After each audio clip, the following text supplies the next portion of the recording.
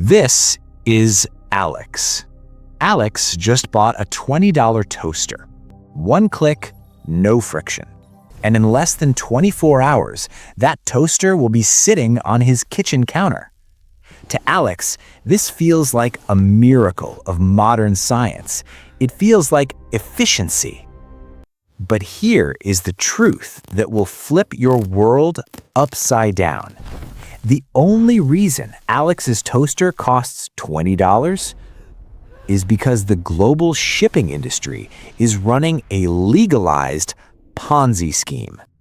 Right now, the ships carrying your life are getting bigger and bigger, not to serve you better, but to hide the fact that the companies owning them are actually drowning in billions of dollars of debt. I realized this the hard way. A few months ago, I tracked a next-day delivery package. I watched the GPS. The ship sat in a port just 10 miles from my house. It sat there for 3 weeks. When I looked into why, I found something terrifying. The ship didn't technically exist on any official government registry. It was a ghost ship, a vessel caught in a debt clearance trap holding 10,000 people's orders hostage while billionaire banks argued over who owned the hull. Welcome to the $20 trillion shipping lie. By the end of this video, you will realize that the convenience of your life is balanced on a razor-thin edge, and that edge is about to snap. To understand how we got here, we have to admit something uncomfortable. We've been lied to about how value works. In the old world, let's say 40 years ago, if you wanted to move a product from point A to point B, you paid a fair price for the fuel, the labor, and the ship. The math was simple. If it cost $10 to make and $5 to ship, you sold it for $20. But in 2026, common sense is a liability. The data confirms a massive shift in financial physics. We didn't just make shipping better, we made it invisible. The pattern is clear. Logistics companies realized that they couldn't make money by being efficient. The margins were too thin. So they decided to play a different game, the game of scale. Observe what happened to the ships themselves. If you took the world's largest container ship today and stood it on its end, it would be taller than the Empire State Building. It can carry 24,000 metal boxes. Each of those boxes can hold 10,000 toasters. History proves that when you build something this big, you create a too-big-to-fail scenario. These shipping giants took out trillions in loans to build these monsters. But here's the catch.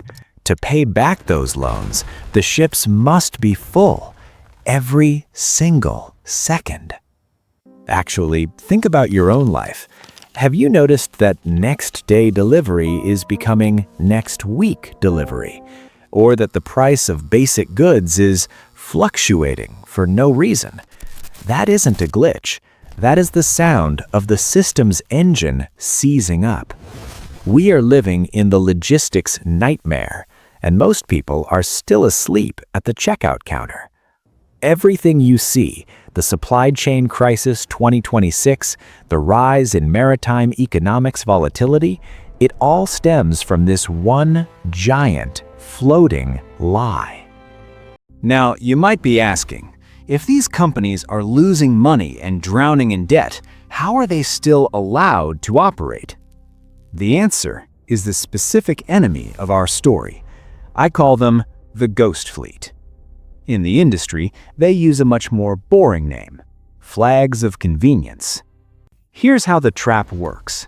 Imagine you own a billion-dollar shipping company based in the United States or Europe. You have to follow strict safety laws, you have to pay your workers a fair wage, and you have to pay taxes that go back into the infrastructure you use.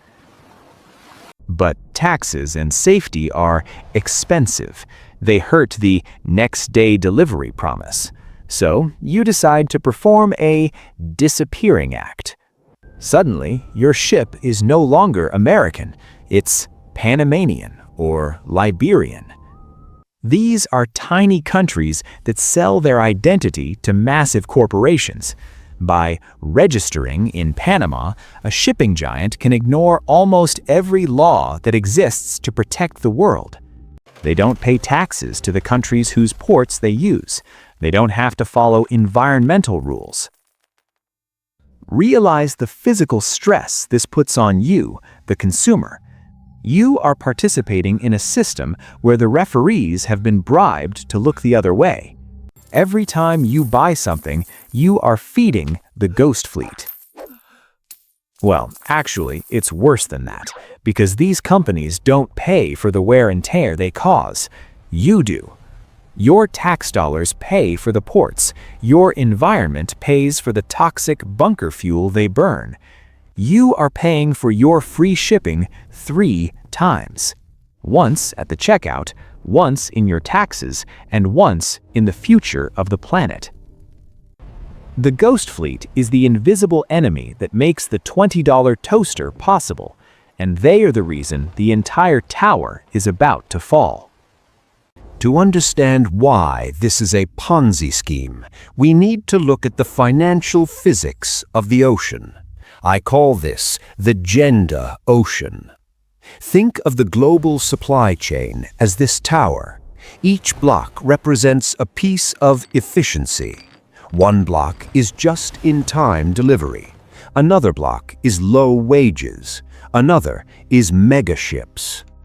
In a healthy economy, you build the tower from the ground up. You create a solid foundation of local production and resilient roots. But the shipping industry realized they could grow faster if they just took blocks from the bottom and stacked them on the top.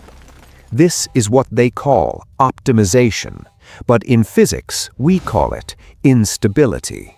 The data confirms that the global supply chain has zero slack left.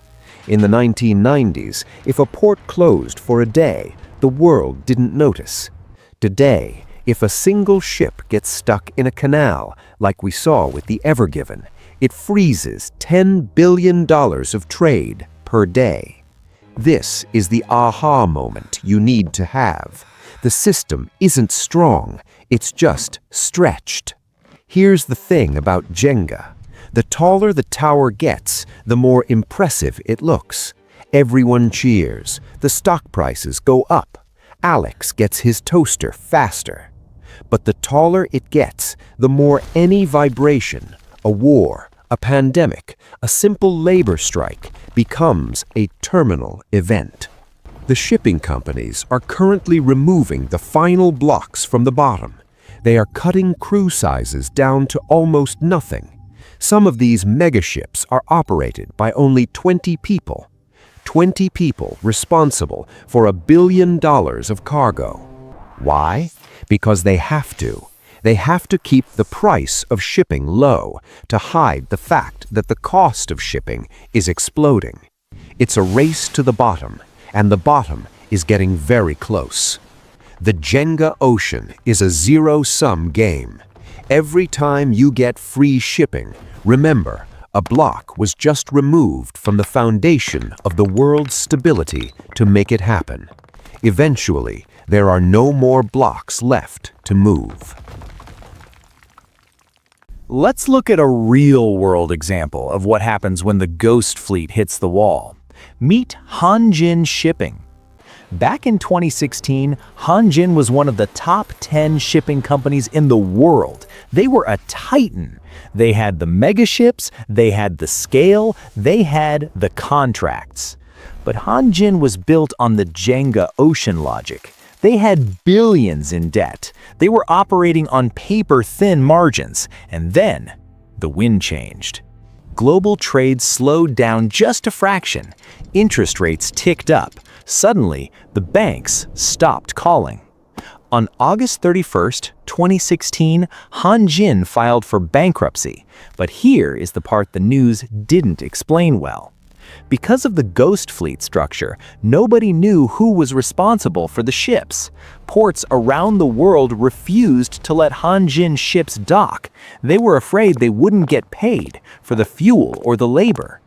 85 ships carrying $14 billion worth of goods were suddenly stranded in the middle of the ocean. They were ghost ships in real time. The crews were stuck at sea for months. They started running out of food. They started running out of water. Meanwhile, back on land, thousands of Alexes were checking their tracking numbers. Where is my toaster? Where are my Samsung TVs? The products were there. They were 5 miles off the coast, but because the financial ledger had glitched, those products effectively ceased to exist.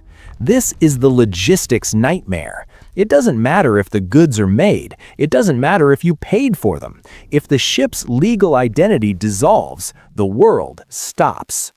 Hanjin was a warning shot. It was a small Jenga tower falling.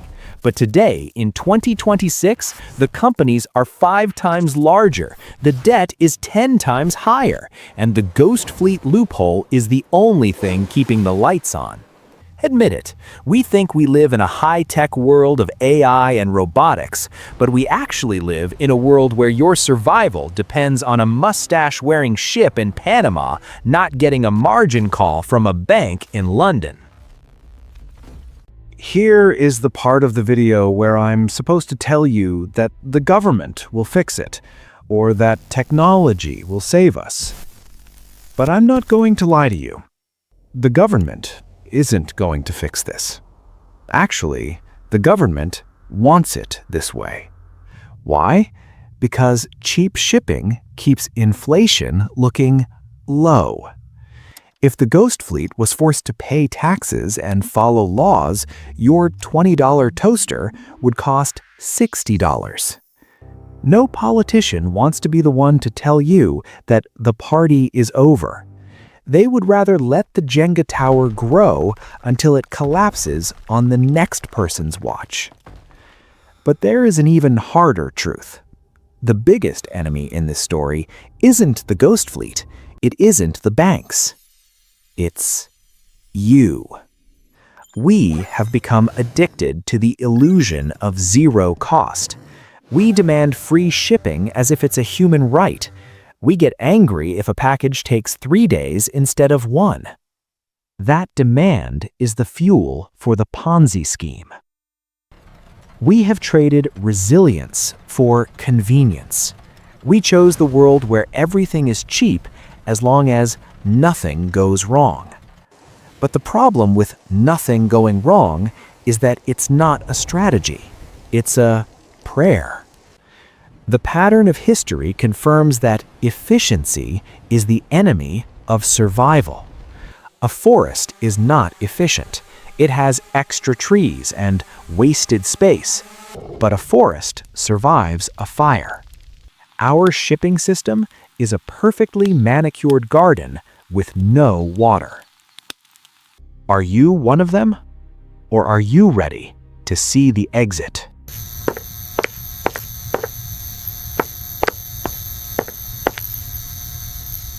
If you're feeling a sense of systemic vertigo right now, that's a good sign. It means you've finally seen the cracks in the floor. But here is the good news. Now that you see the system, it can no longer control you in the same way. The ghost fleet relies on your ignorance. It relies on you thinking that the buy button is magic. Once you realize that the system is fragile, you can start making choices that protect your own financial physics. You can stop being a victim of the next day addiction. De-shame yourself. It's not your fault the world was built this way. You were born into a Jenga Ocean. You were told that faster is always better. The goal isn't to fix global shipping. You can't. The goal is to build your own foundation so that when the tower falls, and it will, you aren't standing underneath it. We are moving from panic to strategy. We are moving from consumer to architect. Let's talk about how you actually win in a world that is running out of blocks. To survive the collapse of the $20 trillion lie, you need 3 weapons. Weapon 1, the mental shift. Stop measuring your wealth by what you can buy and start measuring it by what you control. If you rely on a 10,000-mile supply chain for your basic survival, you are not wealthy. You are just a temporary beneficiary of a ghost fleet. Start thinking local. Weapon 2, the immediate action. Build a buffer. The shipping industry is running on zero slack. You should do the opposite. Have 3 months of what you need physically and financially outside of the just-in-time system. If the ports freeze tomorrow, the person with a full pantry in a hard asset is the person who stays calm. Weapon 3, the systemic play. Invest in resilience, not efficiency. When looking at companies or your own career, ask, does this depend on everything going perfectly? If the answer is yes, get out. Look for the boring companies, the ones that own their own trucks, the ones that pay their taxes. My checkmate question for you. We built a world where everything is cheap as long as nothing goes wrong. But in a world of rising geopolitical tension, what happens when the ghost fleet finally stops haunting our oceans and just disappears? Leave a comment below with the one thing you realize you rely on too much.